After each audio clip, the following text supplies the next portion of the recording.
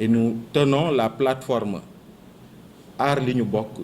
tient à dire clairement que elle maintient sa manifestation pacifique, son rassemblement pacifique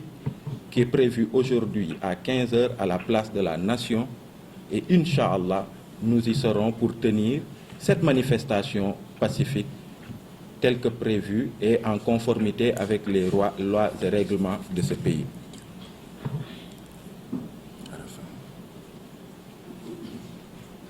L'autre chose que je voudrais dire aussi, c'est que dans le contexte où on parle de dialogue,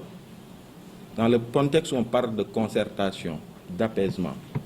c'est dans ce même contexte-là qu'on veut priver à des citoyens la liberté de pouvoir tenir un rassemblement pacifique et d'exprimer leur opinion sur la marche des choses, sur la gestion qui est faite de notre pétrole, de notre gaz et plus largement de nos ressources naturelles. Ça aussi, on tient à le préciser. Et par la même occasion,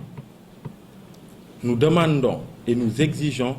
la libération de notre camarade Lamine Gueye de FRAPP, qui est en détention depuis 3 jours maintenant. Nous exigeons fortement qu'il soit libéré parce qu'il est victime d'une détention arbitraire. Donc la plateforme Aar Li Ñu Bokk dit ça aujourd'hui devant vous avec véhémence. Voilà, et il serait arrêté depuis 3 jours pour diffusion de caricatures. Voilà, on se demanderait dans quel pays nous sommes. Donc, en guise d'introduction, c'est ce que j'avais à vous dire. Je vais passer la parole à notre camarade Fatou, qui va dire la même chose en wolof. Askanu Sénégal, maa ngi tudd Ndeye Fatou Ndiaye, Madame Diop Blonda, bokk ci plateforme Aar Li Ñu Bokk. Di mbébét bi ñu tax a toog tey jii nag mooy dellu si ci xew-xew bi ñu jot ak xibaar bi ñu autorité sénégalaise yi yónnee. Ñuy fàttali ne alxames 7 juin plateforme bi dafa déposé woon benn bataaxal di yëgle ne dafa bëgg organiser benn rassemblement benn ndaje place de la Nation di ci woo askan bi yépp ci jàmm ak salaam. Li tax nag ñuy woote benn bi mooy ñu xool càmbar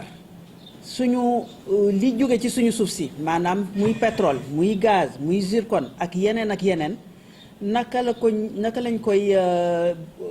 gouverner maanaam état bi lan ak lan naka la koy doxalee.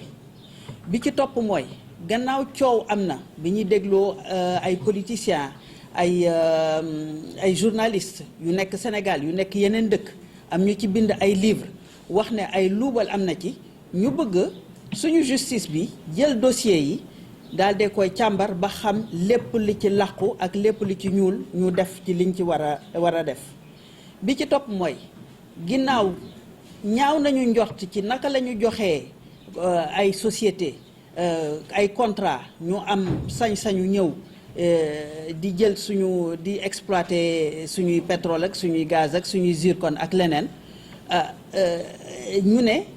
Ci yan anam lañ ko joxee war nañ ko seetaat parce que gis nañ ay bataaxal yoo xam ne nee nañu am na lu ci ñuul donc ñu xoolaat contrat yooyu bu fekkee ne dafa am luñ ci ñàkk ñun Sénégal askan bi ñu am sañ-sañu seet naka lañ koy jubbante contrat maanaam ñu renégocier contrat yooyu. Bi ci topp mooy ñi ngi wax ay xaalis yu bari yu dem ci ay ndoxandéem ak ci ay doomu Sénégal yoo xam ne ci dëkk bi la waroon dem. Ci trésor public gu askan bi yëpp bokk ko ku ci jël loo xam ne moomoo ko waroo ko am ñu fexe ba delloo si xaalis bi delloo ko askan bi ndax soxla nañ ko. Léegi nag bi ñu waxee loolu yëpp maanaam woote ci jàmm ak salaam askan bi yëpp daje ñu bokk boole ci ay plateforme ay mouvement société civile boole ci ay parti politique boole ci ay ñoo xam ne ay nit ay citoyen lañ. Ñenn ñi ay autorité ak citoyen ak ay mouvement étudiant ak ñëpp ne lii ngeen woote ñun gis nañ ci suñu bopp gis nañ ne am na yenu na maanaa ñi ngi ñëw jàppale leen ci ñu déposé ko ci anam yu ñu ko war a déposé ñu gis ne que ñu dégg ne que dañ ko bañ nit ñi mu génn ci presse bi démb ci guddi ñëpp di ko wax ñun ci suñu bopp nag tey ci 9h30 lañ ko jot te pour ñu jot ko dañu dem ba commissariat jëlil ko suñu bopp liñ ci seetlu mooy nañ ko bindee am na ci loo xam ne am méngoowul ak yoon biñ ci gën a ràññee mooy nee nañu waaw la date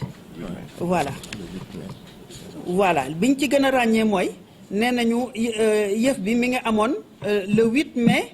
à 16h35 ñuy fàttali que ne ñun ñu ngi ko déposé le 7 juin et que tey jii maanaam le 14 juin la ñu jot te bataaxal bi ñu yónnee ñu ngi ciy waxu le 8 mai 2019 donc boobu plateforme bi juddoogul sax kon boog kayit gii ñu bind boo xoolee administrativement mun nañ laajte ban valeur la am loolu mooy liñ ci gën a ràññee ci li nga xam ne du yoon bu weesoo loolu nag ñun nag wax dëgg yàlla suñu àq ak suñu yelleef rek moo ñu tax a jug te constitution bi moo ñu ko may bu ñu jugee ne dañuy dem di manifester kooku dañ ko bind ci suñu constitution buñ ko yëgalee noonu lañ ko war a defee kon boog buñ ñu ko teree xañ nañu suñu àq xañ nañu suñu yelleef ñu bëgg a xam ci lan lañ ko tëral léegi li ci des mooy ba mu ñëwee ba mu ci deuxième mandat bi bu mu yegsee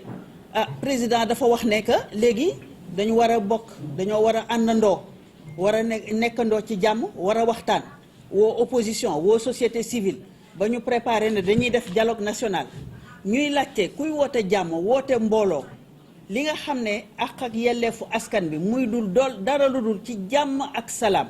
ñëpp ñëw taxaw mbébét ne lii ñu gis ci suñu pétrole bi bëgg nañu xam nu mu demee ak te mu jaar ci yoon ci li ci des loolu buñ ko teree loolu mooy kii woote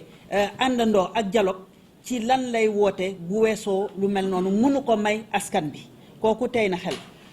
ñuy wax tamit ne bu ñu xeeb problème mu pétrole bi parce que am na ñuy xajamal xel yi naan pétrole génnagul ak loolu ñuy wax ne que ñoom ci seen contrat yi ñu bind tey jii am na ci ñu ci xayma ne fii ak ñeent fukki at am na luñ ciy jël maanaam pétrole bi ñëwagul mais bu ñëwee na muy demee am na nuñ ko tëralee pour ku ci nekk lan la ciy am kon boog ñun tey jii suñu liggéey la ñu war a taxaw ak askan bi wax ko ca njëlbeen ba wax ko ci tey wax sénégalais yépp li ci am ci biir ba nga xam ne su ëllëgee suñuy doom suñuy sët bu ñu yegsee bu ñu ñëwee fekk ne que pétrole bi ba mu yegsee nañ ko ca njëlbeen ba nañ ko defee woon du woon noonu ñu xam ne am na ñu taxawoon am na ñu xeexoon ba du demee noonu mooy tey jii li ñuy wax rendez-vous de l'histoire comme ni ko Alioune Sané waxee mooy looloo ñu tax a jug tey jii su boobaa nag ñun ñu ne gannaaw noonu la demee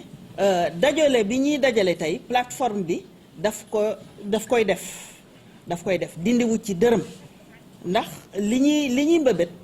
ci jàmm ak salaam lañ ci woote ci askan bi lañ ci woote du mbirum politique du mbirum dara lu dul rek càmbar lii nga xam ne bu yegsee Sénégal war fi indi naataange war fi indi bànneex war fi indi nañ koy defee ca njëlbeen ba ñu taxaw ba ñu def ko na mu war a demee ba ñëpp ku ci nekk li nga yelloo nga jot ko ci kon bokk